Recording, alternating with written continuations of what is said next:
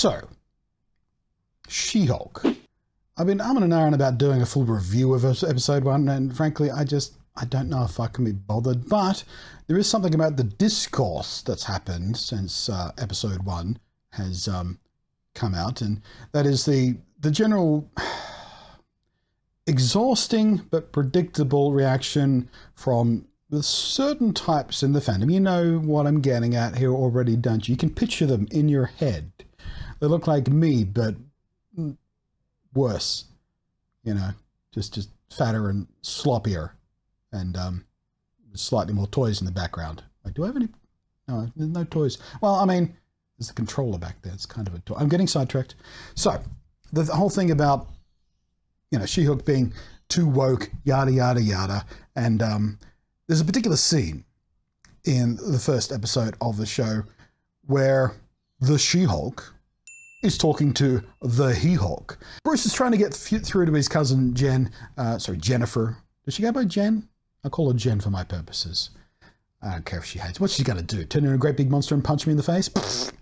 Anyway, so Bruce is trying to get through to Jen that she needs to learn how to control her emotions, because when you're the Hulk, emotions kind of get on her whole runaway train, and you know, horrible things can happen, which is really fun when you think about why Stan Lee made that character in the first place. And he had a funny little line about this in a movie called Mallrats by Kevin Smith, where he's talking about, you know, how Bruce Banner is you know, a calm, rational, you know, smart human, and then emotions take over and he becomes an uncontrollable raging beast, and he can barely control what he does, and he damages everything and everyone around him, and then when he turns human again, it's, oh no, what have I done, kind of thing. And you know, we all have some of that in us to various degrees, but it also read to me, even before I was diagnosed as autistic, as similar to my experiences of what I now know are meltdowns. You know, when the filtering would break down and my emotions would just get run away from me. I had a lot of problem controlling that in my younger days, and it did lead me into a lot of trouble and problematic situations, and it took me a very, very long time to finally get a hold of that, even after my diagnosis, and I had better tools and better understanding to get there. So, you know, Bruce is trying to help his cousin avoid the kind of troubles that he went through. And she's over there going, hey, Bruce, I'm a woman. I know how to control my anger because I do it every day. Every time someone catcalls me or pinches me on the bum or tells me to smile more or tries to explain to me my own area of expertise, the whole she didn't say mansplaining, but, you know, she's talking about mansplaining. You know, and these are all very, very real things that pretty much every woman out there goes through. You know, and it's fair enough. She has learned, you know, to control and suppress her need or desire to react emotionally to that sort of stuff. Because if she does react emotionally, guess what happens? Because she's a woman, people go, oh, you're just being so emotional. Are you on your period? Oh, why are you getting, you know, why can't you be rational about this? And, you know, it's a no-win situation for especially women in that situation. And anyone who thinks differently just has probably never spoken to a woman before and has no perspective. I don't know. But, you know, it's a completely fair thing for her to say. But then the other side comes and you go, well, you know, oh, sure, she gets a little bit pissed off when people catcall her in the street. That's not quite the same thing as what Bruce has gone through, because Bruce, you know, he witnessed his father murder his mother when he was like 4. And then you know, he was the only Hulk in the world. He didn't understand what was happening to him. He couldn't control it at all. He turned into a mindless, raging beast anytime he got angry. And then the government spent years hunting him down, so he had to hide from the government. And you know, everyone in the world thought he was a dangerous, you know, horrific monster that shouldn't, you know, doesn't deserve to live. And anyone, you know, being, you know, when people look at you as if you're just a monster, and, you know, he says something to this effect in the show, you know, that never goes away. Once people see you as a monster, it's very difficult to escape that. And that's fair enough. You know, his trauma and his emotional baggage, if you want to, you know, be reductive about it, but, you know, his immense trauma, decades and decades of trauma, is worse than being catcalled or you know, having some straight white male lawyer explain luring to her, even though she is a lawyer, and probably a better lawyer than he is by all respects, as far as the show is presenting it. Here's the thing about that, though. Trauma is not an Olympics. It doesn't matter whose is worse. Trauma is trauma.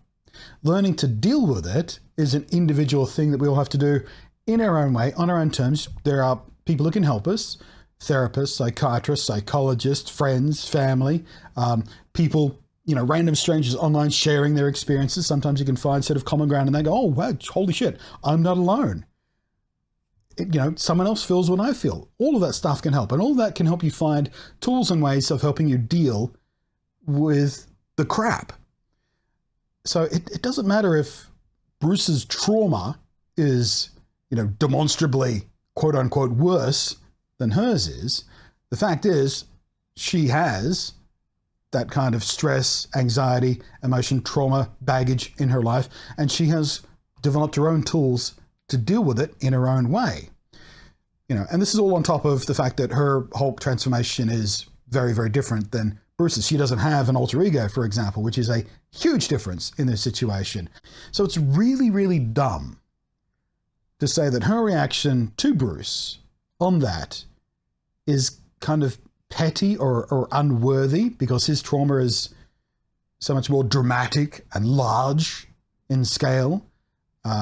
The point is, we all have trauma. The point is to have empathy for that. And that's what Bruce did. He had empathy for that. She explained, what she was going through, and she got pretty, a little bit upset while she was explaining, because it is exhausting to have to explain to people something you have to explain a lot.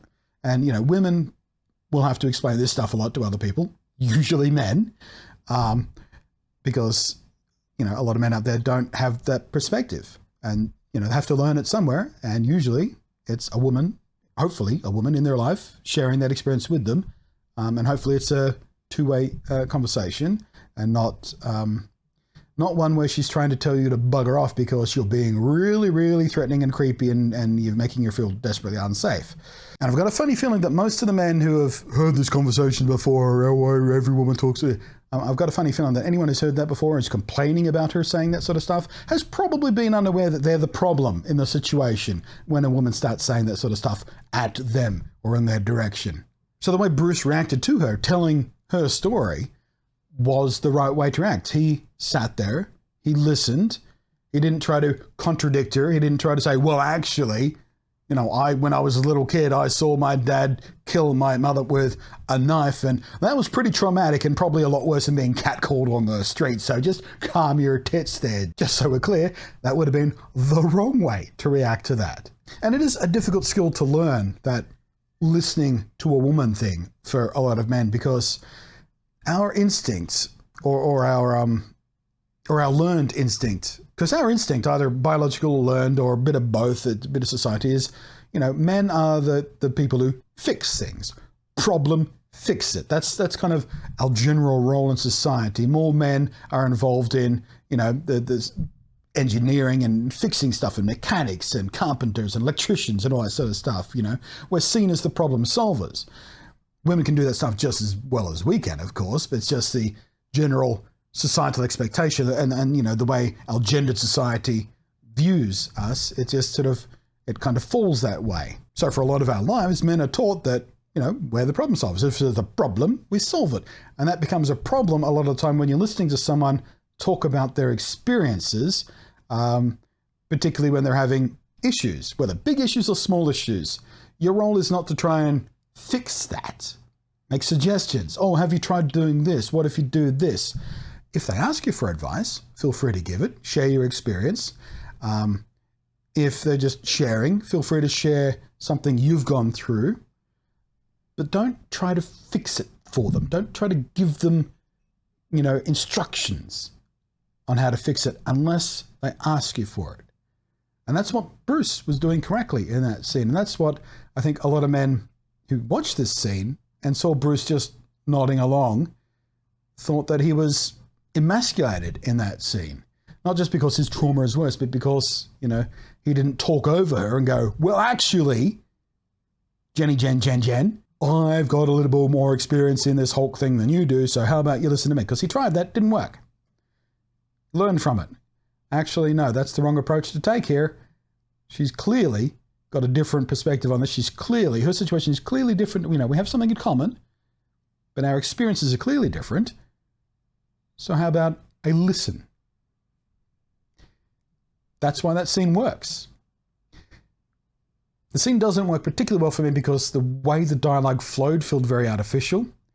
Like the way she explained what she was explaining, it is something that we've heard again and again and again because women everywhere have to repeat it over and over and over again. So it felt very stale. I would have liked the writers to try a bit harder, to try a fresher way to present that or deliver it somehow, because I did turn off slightly because it felt like she was reading a Twitter thread of yet another woman complaining about yet another man not friggin' listening to her.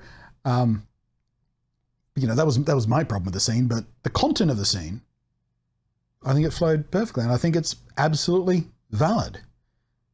Anyway, I was recording some other stuff here in front of the camera, and I started thinking about that, and I decided just to ramble that out off the top of my head. No script, no notes, just wanted to... So hopefully this has flowed somewhat sensibly. Hopefully it's made some sense. I'm sure there'll be a ton of comments from people who didn't actually watch or listen to the video, trying to do the mansplaining, well, actually stuff, misogynistic stuff down in the comments. And just so you know, even though you're not watching this part of the video, I will be deleting the worst of that stuff because I'm tired of hearing about it. You've got nothing fresh to say on it. So what's the point of you infecting the rest of my comment section about it? Thanks for watching. I'm Blotty. Thank you to the patrons who are scrolling up above there.